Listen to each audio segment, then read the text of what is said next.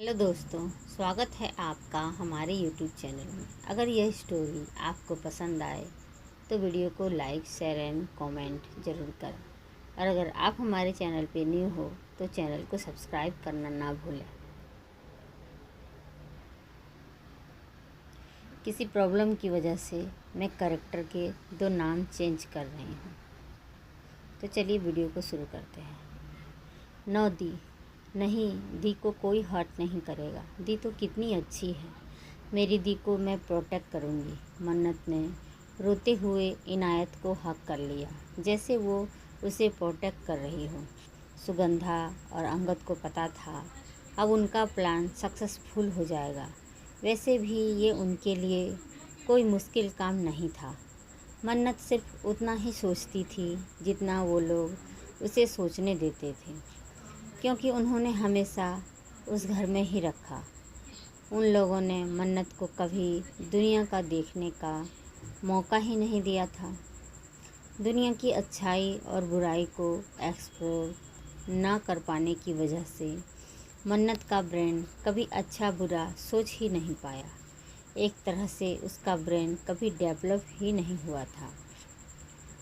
अभय का केविन। अभय सोफे पर अपना सर टिकाकर बैठा था।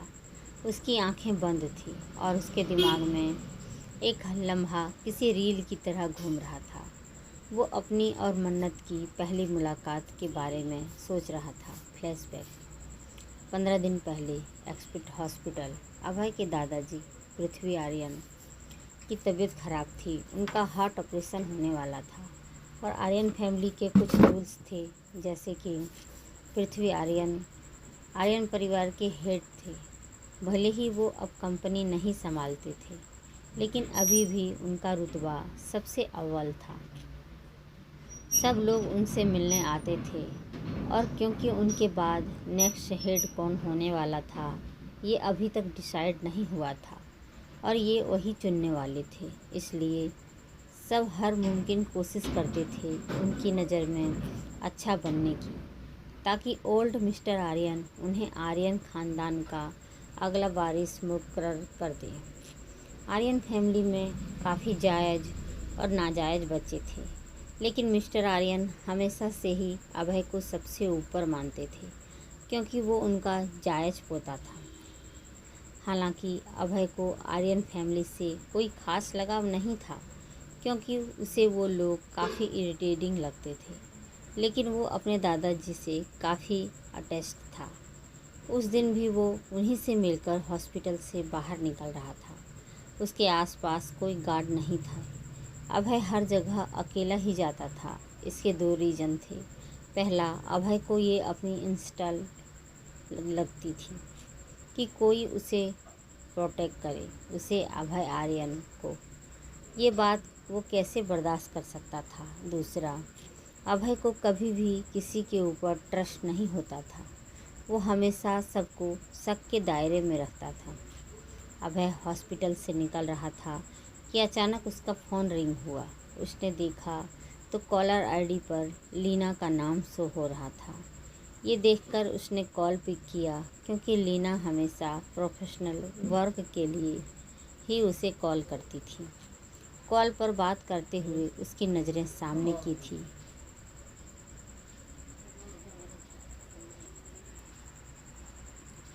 क्या आपने मेरे मामू को देखा है? वो मिल नहीं रहे हैं।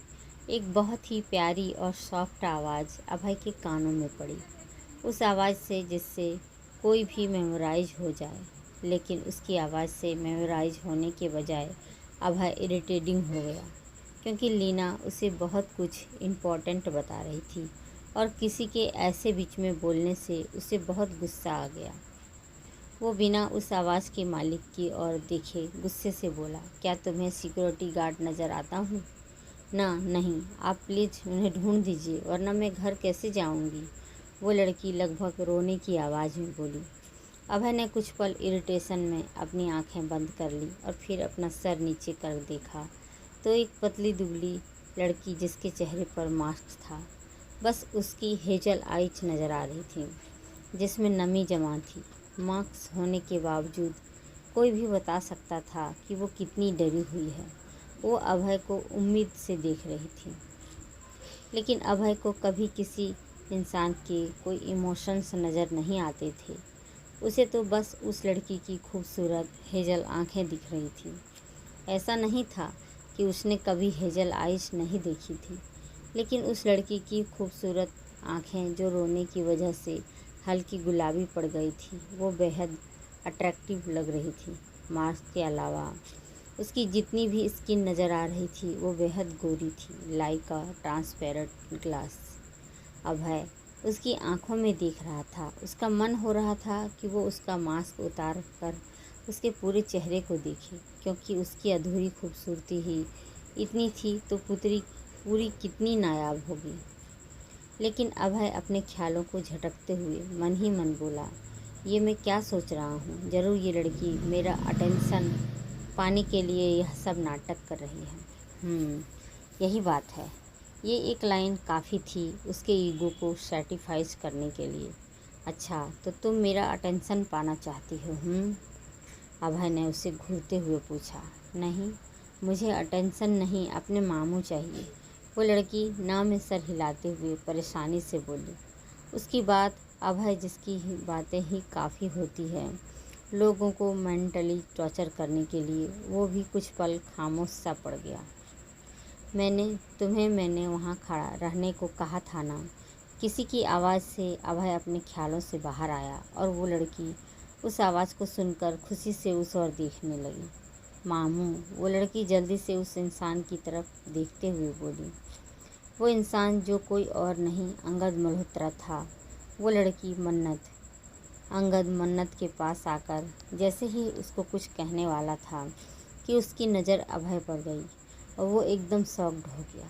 उसने कभी सपने में भी नहीं सोचा था कि उसे अभय आर्यन से मिलने का मौका मिलेगा, वो भी ऐसे।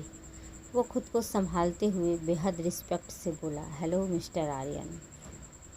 अभय ने एक नज़र मन्नत के चेहरे की ओर देखा जो कि अंगद को देख रही थी। फिर दोनों को इग्नोर कर वो वहाँ से अपनी कार के पास चला गया। अंगद ने कुछ पल जाते हुए अभय को देखा। अभय का बिहेवियर उस पर कोई फ़र्क नहीं पड़ा, क्योंकि उसे पता था कि आर्यंस बहुत घमंडी थे। वे लोग उन जैसे नॉर्मल लोगों को अपनी पैर की धूल समझते थे। फिर वो मन्नत की ओर रुख करते हुए बोला, मैंने तुमसे वहाँ रुकने को कहा था ना, तो तुम यहाँ क्यों आई? वो मामू, आप बहुत देर तक नहीं आए तो मुझे लगा कहीं आप मुझे छोड़कर तो नहीं चले गए। मन्नत ने मायूसी से अपना सर झुकाते हुए बोली। और तुम मिस्टर आर्यन से क्या बात कर रही थी? कौन? मन्नत को समझ नहीं आया। अब ज़्यादा भोली बनने की ज़रूरत नहीं है। मुझे पता है तुम जानबूझकर यहाँ आई थी, वरना हम कभी इतना बड़ा हॉस्पिटल अफोर्ड नहीं कर सकते। तब भी तुम यहाँ आई।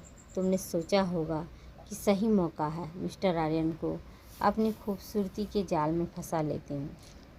अंगद मन्नत को सुनाते हुए बोला, नहीं, वो आपने यहाँ कार रोकी थी और दी ने बताया था कि प्लस साइन का मतलब हॉस्पिटल होता है और आप हमेशा इसी प्लस साइन वाली जगह पर मुझे लेकर आते थे। मन्नत को अंगद की कोई बात समझ नहीं आई। उसे बस इतना समझ आया कि उसके मामू उससे गुस्सा हैं। मन्नत ने आज तक सिर्फ घर या हॉस्पिटल देखा है। हॉस्पिटल की पहचान उसे प्लस साइन से थी, अदरवाइज उसे पढ़ना नहीं आता था। अंगद ने उसका हाथ पकड़ा और उसे वहाँ से ले जाने लगा। उसकी कार अचानक ही यहाँ ख़राब हो गई थी, वरना वो इतना बड़ा हॉस्पिटल अफोर्ड नहीं कर सकता था, और मन्नत के लिए तो हरगिज़ नहीं। उसने मन्नत को कार में रुकने को कहा, लेकिन उसके काफ़ी देर तक न आने की वजह से मन्नत घबरा गई और उसे ढूंढने लगी। और जब उसने इस बिल्डिंग पर प्लस के साइन देखा तो उसे लगा शायद उसके मामू इसी में होंगे। अंगद की जल्दी जल्दी चलने की वजह से मन्नत की सांस फूलने लगी और कुछ ही देर में अपना मास्क नीचे कर दिया। उसके चेहरे को देख अभय एक टक उसकी नाजुक सी खूबसूरती को देखने लगा। उसके चेहरे का हर हिस्सा एकदम करीने से तराशा गया था। बेहद नाजुक की छूने से पहले ही इंसान के मन में ये ख्याल ज़रूर आए कि कहीं हाथ लगाने से ये कांच की गुड़िया बिखर ना जाए। अभय एकटक उसके चेहरे के हर हिस्से को अपनी आंखों में उतारता रहा, जब तक मन्नत ने गहरी सांस लेकर फिर से अपना मास्क नहीं पहन लिया। अभय जो अपनी कार में बैठा हुआ था, क्योंकि उसने ये जीत ठान ली थी कि आज ही मन्नत का पूरा चेहरा देखेगा, वो खुद भी मन्नत को ही दिखाएगा। और हुआ भी वही। मन्नत ने खुद अपना मास्क नीचे कर अभय को अपने चेहरे का दीदार करा दिया। ओह, तो मतलब मैं सही सोच रहा था कि ये तुम दोनों का प्लान था मेरा अटेंशन पाने के लिए। Congratulation, you success little rose. अभय को गलतफहमी हो गई कि ये दोनों का प्लान था, क्योंकि ये बात उसकी सोच से भी परे थी कि कोई इतना मासूम भी हो सकता है। बचपन से अपनी फैमिली में उसने एक से बढ़कर एक चालें चलने वाले लोग देखे थे, जो कि पैसों के लिए कुछ भी कर सकते थे, और बड़े होने के बाद एक से बढ़कर एक चालाक लोग उसे मात देकर उससे आगे निकलना चाहते थे। उसके बाद से अभय सिर्फ मन्नत को पाना चाहता था। उसे उससे कोई पहली नज़र का प्यार नहीं हुआ था। उसे खूबसूरत चीज़ों को कैद करके रखने का शौक़ था। वो मन्नत को भी अपनी उन्हीं सब कलेक्शन में से एक समझता था, और उसे पूरा यकीन था कि आज की उनकी मुलाकात कोई इत्तेफाक नहीं थी, क्योंकि ऐसी चालें, एक्सीडेंट, मीटिंग, ये सब ट्रिक्स बिजनेस वर्ल्ड में कॉमन थी। लड़कियां मासूम बनकर रिच लोगों की ज़िंदगी में आती थी, जैसे वो सच में बहुत ही मासूम हो। और अभय ने मन्नत को भी उन्हीं लड़कियों में से समझ लिया था। Flashback and. अभय की बंद आँखों से मन्नत की 2 तस्वीरें थीं। एक पहली मुलाकात जब मन्नत ने वाइट कलर की एक नी लेंथ ड्रेस पहनी थी, और दूसरी जब मन्नत पिंक कलर की नाइटी में थी। दोनों ही बार उसे किसी खिले हुए गुलाब की तरह लग रही थी। Ah, you are so beautiful little rose. Abhay अपनी आंखें खोलते हुए इविल स्माइल के साथ बोला। मल्होत्रा हाउस। हाँ, तुम अपनी दी को प्रोटेक्ट करना चाहती हो तो तुम्हें उस बिस्ट के पास जाना होगा। वो सबको मार देगा। अंगद मन्नत को प्रोवोक करते हुए लगा। लेकिन वो बहुत बुरे हैं, मुझे वो बिल्कुल पसंद नहीं। मन्नत इनायत से लिपट कर रोने लगी। हाँ, लेकिन उसने कहा कि अगर तुम उसकी बात मानोगी तो वो बिल्कुल भी तुम्हें हर्ट नहीं करेगा। तुम्हें बस उसकी सब बातें माननी है जैसा वो कहता है। अंगद मन्नत को मनाते हुए बोला। बस तुमने जो उस रात किया था वही तुम्हें करना है। तुम भले ही उससे बात मत करना। सुगंधा ने मन्नत की ओर अच्छे से एक्सप्लेन किया, क्योंकि मन्नत को अभय के पास भेजने से पहले उसके दिमाग में कुछ बातें फिट करानी ज़रूरी था, ताकि अभय को पता न चले कि मन्नत नॉर्मल नहीं थी। उसकी बात सुनकर मन्नत की पकड़ इनायत पर कस गई और रोते हुए बोली, ना नहीं, मुझे वो सब बिल्कुल अच्छा नहीं लगा था। मुझे बहुत दर्द हुआ था। मन्नत की बात पर सुगंधा उस पर बहुत गुस्सा आया, लेकिन अभी मन्नत को तैयार करना ज़रूरी था, वरना अगर अभय को पता चला कि उन्होंने उससे झूठ बोला था तो वो उन्हें सच में मार देगा। ठीक है, तो तुम्हारी दी को भेज देते हैं उसके पास। वैसे भी मेरी बेटी ने तुम्हारा बचपन से इतना ख्याल रखा है, लेकिन तुम्हें उसका एहसास नहीं है, और आज तुम्हारी वजह से उसका ये हाल है। सुगंधा अपने दांत पीसते हुए बोली, नहीं दी नहीं, वरना वो बिस्ट दी को भी हर्ट करेगा। दी हमेशा मुझे प्रोटेक्ट करती है, मैं भी उन्हें प्रोटेक्ट करूँगी। मन्नत ने इनायत को अपने हाथों से ऐसे प्रोटेक्ट किया जैसे वो उसे उस बिस्ट से बचा रही हो। मन्नत का जवाब सुनकर दोनों के चेहरे पर एक इविल स्माइल आ गई। बस तुम दोनों ये बात याद रखना कि तुम्हें उस बिस्ट को ये कभी नहीं बताना कि तुम्हें वो अच्छा नहीं लगता। तुम्हें बस हमेशा उसके कहना है कि तुम उसे बहुत पसंद करती हो। अगर उसे पता चला कि तुम्हें वो पसंद नहीं है तो वो हम सबको हर्ट करेगा। सुगंधा मन्नत के सर पर हाथ फेरते हुए शैतानी चेहरे के साथ बोली। मन्नत एक बार कोई बात समझा दी जाए तो वो उसके दिमाग में बैठ जाती थी, फिर वो सब कुछ वैसा ही इमेजिन करने लगती थी, और ये बात वो दोनों बखूबी जानते थे। इसलिए उन्होंने अंगद के दिमाग में अभय की इमेज एक बिस्ट की तरह बना दी। अंगद की कार शहर के बाहर एक यूरोपियन बंगलों के सामने आकर रुकी। अंगद कार से बाहर आया। उसने एक नज़र पूरे एरिया को देखा। वह सिर्फ वही एक घर था, बाकी चारों तरफ सिर्फ पेड़ ही पेड़ और रात का सन्नाटा पसरा हुआ था। अंगद ने फिर दूसरे साइड का डोर ओपन किया और मन्नत को बाहर निकालने को कहा। कार से बाहर आकर मन्नत चारों तरफ देखने लगी। ऐसी जगह उसने पहली बार देखी थी, इसलिए वो चारों ओर सिक्योरिटी देख रही थी। अंगद मन्नत को लेकर बड़े से लोहे के गेट के पास आकर वहाँ खड़े सिक्योरिटी गार्ड से बोला, हमें मिस्टर आर्यन से मिलना है। सिक्योरिटी गार्ड उससे कुछ जवाब देता, उसकी नज़र पीछे खड़ी मन्नत पर गई। वो उसे ऊपर से नीचे तक घूरने लगा। Mister Malhotra.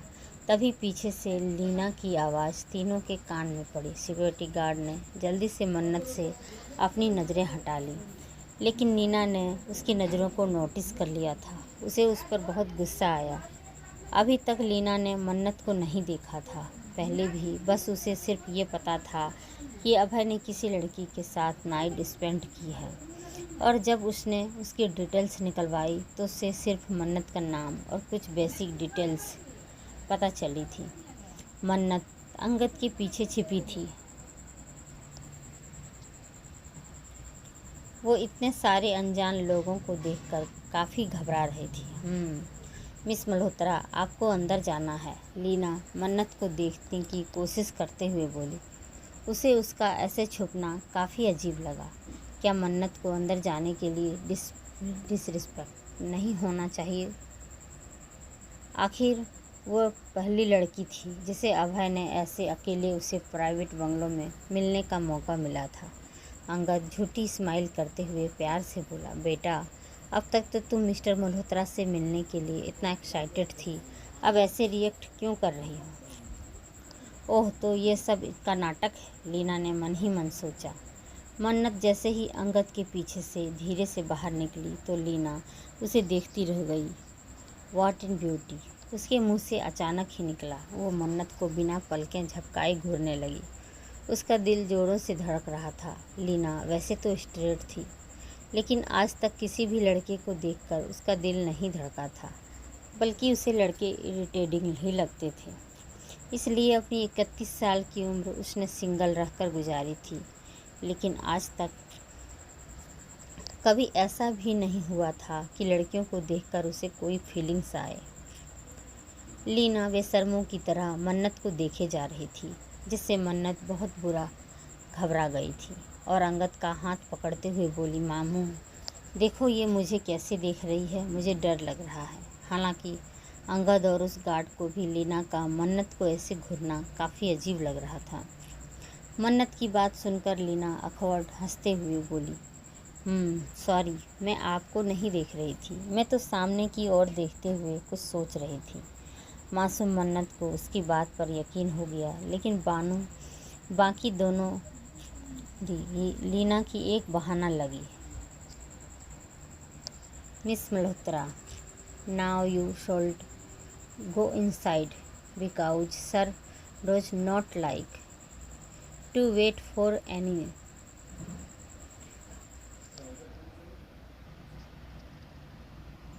He considers it is disrespect. Leena Mannat को देखते हुए बोली। मन्नत को लीना की बात समझ नहीं आई थी, क्योंकि उसे इंग्लिश नहीं आती थी, इसलिए वो अंगद की तरफ देखने लगी। बेटा, अब अंदर जाओ, हम सबको पता है तुम मिस्टर आर्यन से मिलने के लिए कितनी एक्साइटेड हो। अंगद झूठी हंसी हंसते हुए बोला। उसे डर था कि कहीं किसी को कुछ शक न हो जाए। उस बिष्ट ने कहा है कि अगर तुमने उसकी बात नहीं मानी तो वो तुम्हारी दी को मार देगा। मन्नत के दिमाग में अंगद और सुगंधा की बात ने क्लिक किया, जिसे सोच वो घबरा कर जल्दी जल्दी आगे जाने लगी। भला मिस्टर आर्यन की कोई लड़की कैसे मना कर सकती है? मन्नत को जब से पता चला था कि मिस्टर आर्यन उसमें इंटरेस्टेड हैं, तब से वो बहुत घमंडी हो गई थी। अंगद जाती हुई मन्नत को देखते हुए बोला, लीना बस इतना ही कह सकी।